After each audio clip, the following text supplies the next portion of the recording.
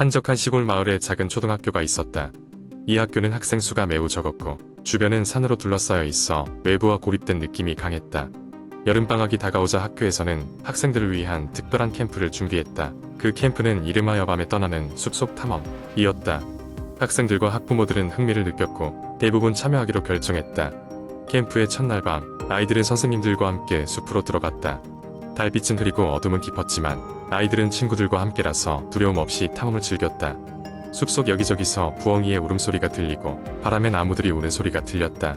하지만 분위기는 나쁘지 않았다. 아이들이 길을 따라 걷다가 작은 공터에 도착했을 때였다. 한 아이가 말했다. 저기, 저 나무 뒤에 뭔가 있어요. 모두가 그 방향을 쳐다보았지만 아무것도 보이지 않았다. 선생님은 웃으며 말했다.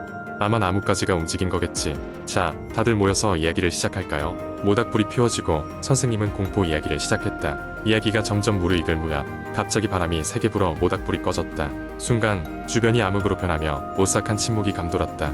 아무 말 없이 모두가 정적에 휩싸여 있는데 그때 무언가 바스락거리는 소리가 들려왔다. 누군가 장난치는 거죠? 한 학생이 장난스럽게 말했지만 그 순간 바람에 실려온 속삭임 같은 소리가 들렸다. 소리는 분명히 인간의 목소리였고 계속해서 무서운 이야기를 읊조리는 듯했다. 그 소리가 어디서 오는지 알 수 없었고 아이들은 몸을 잔뜩 웅크렸다. 선생님조차 당황한 기색을 감추지 못했다. 잠시 뒤 소리는 점점 가까워지더니 마침내 명료하게 들리기 시작했다. 숲을 떠나라. 떠나지 않으면. 목소리는 점점 격앙되었고 급기야 선명하게 여기가 위험하다 라는 경고로 이어졌다. 납득할 수 없었던 선생님들은 아이들을 데리고 서둘러 학교로 돌아왔다. 그러나 그날 밤 많은 아이들이 악몽에 시달렸다. 꿈속에서 그들은 똑같은 모습을 가진 노파를 보았다. 노파는 슬픈 얼굴로 그들을 바라보며 손짓했다. 돌아가라. 돌아가라.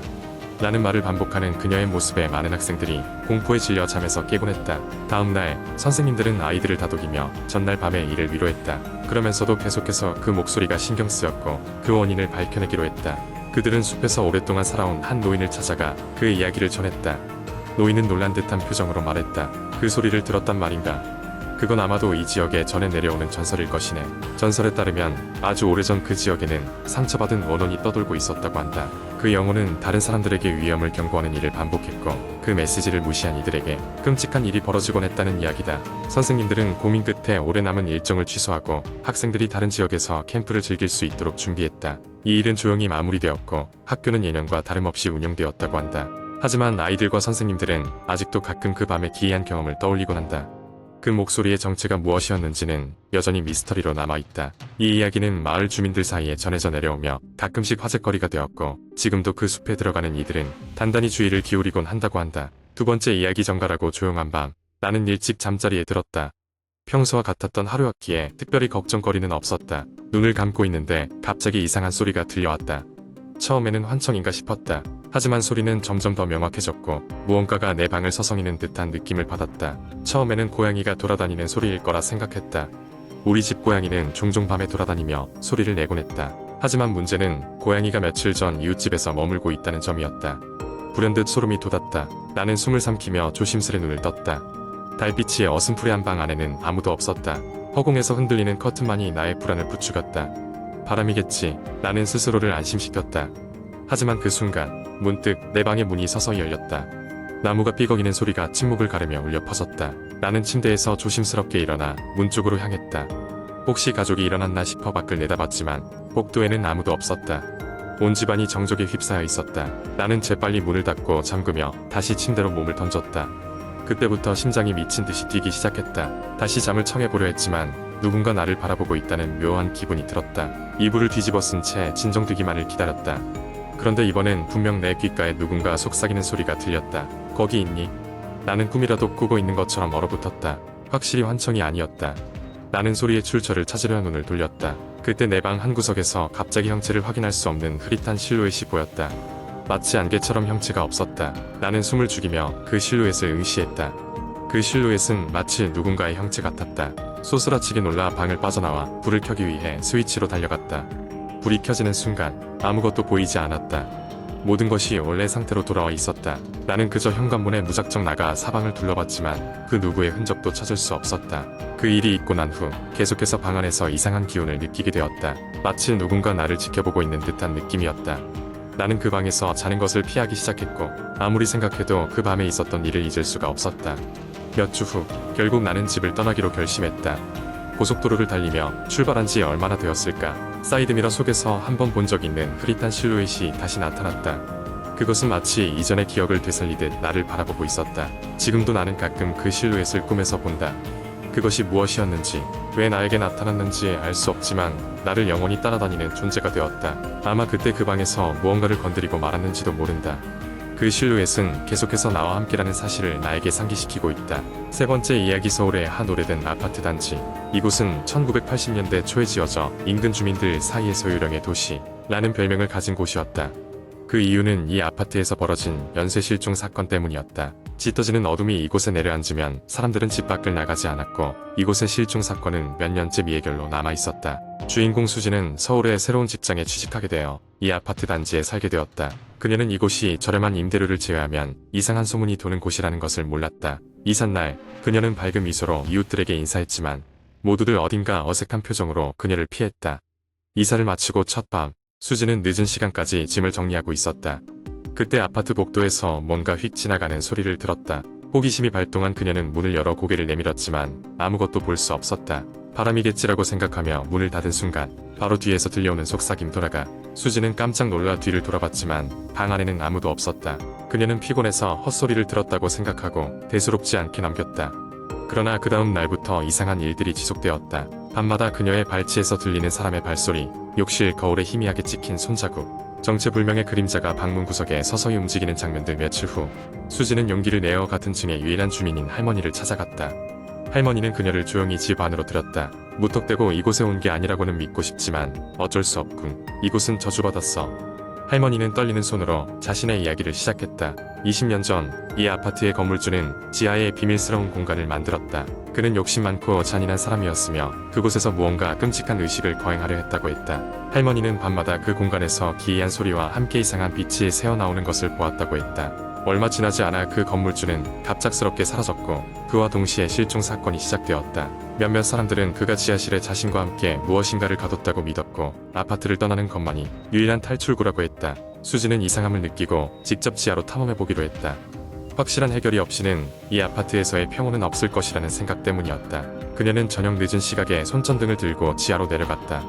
지하실 문은 곱게 잠겨 있었지만 이상하게도 문틈으로 서늘한 바람과 함께 낮은 웃음소리가 들려왔다. 그녀의 심장이 빨리 뛰기 시작했다. 문을 열고 들어가자 차가운 공기가 그녀를 감쌌고 어둠 속 어딘가에서 무언가 빛나고 있는 것을 보았다. 더욱 가까이 다가서자 그곳엔 오래된 나무 문짝이 있었다. 그녀가 문을 열자 허공에 던져지는 작은 속삭임들이 더욱 명확해졌다. 돌아가, 돌아가, 돌아가.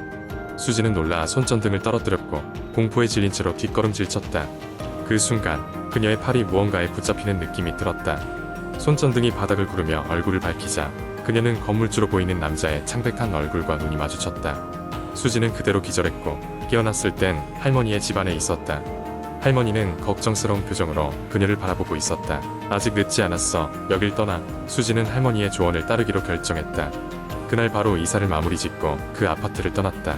몇 달 후 그녀는 우연히 인터넷에서 그 아파트에 대한 기사를 보게 되었다. 지금까지 감춰져 있던 그 지하실에서 이제껏 실종되었던 사람들의 흔적이 발견되었다는 내용이었다. 아파트는 이내 폐쇄되었고 수지는 그곳을 다시는 떠올리고 싶지 않았다. 하지만 가끔씩 그녀는 밤이 깊어질 무렵 관자놀이 근처에 속삭임이 들려오는 듯한 기분에 휩싸이곤 했다. 돌아가, 돌아가, 돌아가. 네 번째 이야기. 나는 어릴 적 시골에 살았다. 우리 집은 작은 산골 마을의 끝자락에 자리 잡고 있었고 그곳은 한적하고 고요했다. 사람들은 이 마을의 일부 지역에 대해 조심하라고 경고하곤 했다. 특히 해가 지면 절대 접근하면 안 된다는 말은 늘 따라붙었다. 하지만 어린 마음에 그런 경고는 오히려 호기심을 자극했다. 어느 여름방학 친구들과 함께 우리는 금기의 장소에 가보기로 했다. 늦은 오후 해가 뉘엿뉘엿지고 있을 때쯤 우리는 마을 끝자락에서 더 깊이 들어가 보기로 했다. 오래된 나무와 풀숲이 우거진 길을 따라 들어가자 이상한 느낌이 들기 시작했다. 마치 누군가 우리를 보고 있는 듯한 오싹함이 전신을 타고 흘렀다. 곧 우리는 폐가처럼 보이는 오래된 집을 발견했다. 그곳은 놀랍도록 조용했고 이상한 기운이 감돌고 있었다. 친구들은 겁을 먹고 돌아가자고 했지만 나는 앞장서서 문을 열었다. 집 안은 먼지와 거미줄로 가득했고 바람이 휘날이 불어오는 소리가 음산했다. 그곳에서 우리는 이상한 일련의 사진들을 발견했다. 모두 무언가를 바라보며 웃고 있는 사람들의 사진이었고 그들은 마치 우리를 보고 있는 것처럼 느껴졌다. 이상하게도 그들의 눈은 빛을 잃은 채 어딘가 홀린 듯한 표정이었다. 갑자기 집안의 문이 스르륵 닫히는 소리가 났고 우리는 순식간에 두려움에 휩싸였다. 밖으로 나가려 하자 문은 이미 잠겨 있었다. 창문마저 열리지 않았고 우리는 함정에 갇힌 듯 꼼짝 못했다. 친구들은 겁에 질려 어쩔 줄 몰라 했고 나 역시 두려움을 감출 수 없었다. 그때였다. 저 멀리서 흐릿한 실루엣이 보이기 시작했다. 실루엣은 차츰 또렷해졌고 우리는 그것이 사진 속 사람들과 닮았음을 깨달았다. 그들은 하나같이 빛바른 미소를 띠고 있었고 가까이 다가올수록 차가운 냉기를 발산했다. 그들이 우리에게 다가올수록 집안의 공기는 무겁게 짓눌러 왔다. 마치 그들은 우리를 이곳에 가두려는 듯했다. 우리는 필사적으로 문을 두드리며 살려달라고 외쳤다. 그 순간 다행스럽게도 밖에서 지나가던 한 노인이 우리를 발견하고 문을 열어주었다. 우리는 황급히 그 집을 빠져나왔다. 밖으로 나오자마자 그 집은 다시 온통 침묵에 휩싸였다. 그 노인은 우리를 다그치며 그곳이 얼마나 위험한지 이야기해 주었다. 그는 그 집이 오래전 비극적인 사건이 있었던 곳이며 아직도 그 여파가 남아있다고 말했다. 집으로 돌아온 후로도 한동안 나는 그날의 경험을 잊을 수 없었다. 나중에 들은 이야기로는 그곳에서 이상한 사고가 잇따라 일어났다고 했다. 내 친구들은 그 이후로 다시는 그 집 근처에 가지 않았다. 그날의 사건은 시간이 지나도 여전히 내 안에 오싹한 기억으로 남아있다. 그 집은 갈수록 더욱 황폐해져 갔고 마을 사람들은 여전히 그곳을 멀리했다. 그날의 그들은 과연 누구였을까? 그리고 그들이 우리에게 원했던 것은 무엇이었을까? 이러한 의문은 여전히 나를 괴롭힌다. 그날 이후로도 몇 번의 여름은 지나갔지만 나는 다시는 그곳에 발을 들여놓지 않았다. 마치 그날의 기억을 되살리기라도 하듯 그 집에 대한 두려움은 잊기 어려운 흔적을 남겼다.